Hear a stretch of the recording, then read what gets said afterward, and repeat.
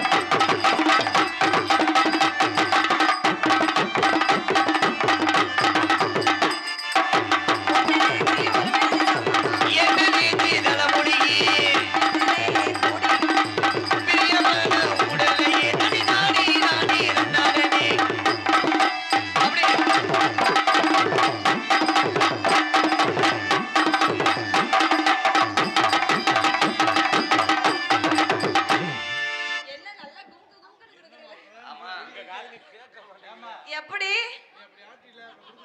எப்படிங்க ஏங்க இடுப்பு எங்க இருக்கு? நீங்க என்னத்தை காட்டுறீங்க? அதென்ன குங்கு குங்கு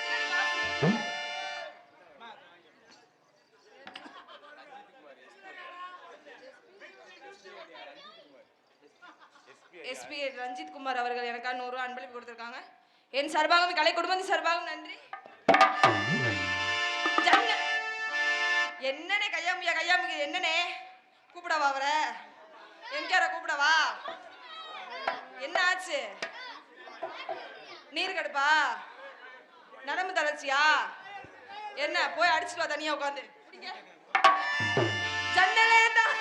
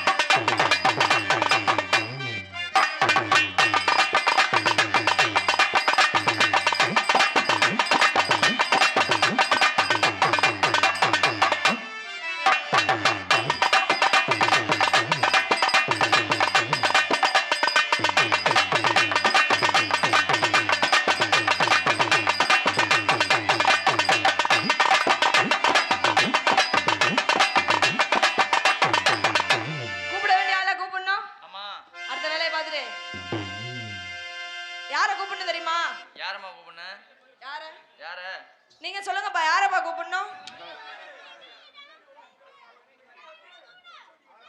அவரை கூட்டிட்டு ஆடவா?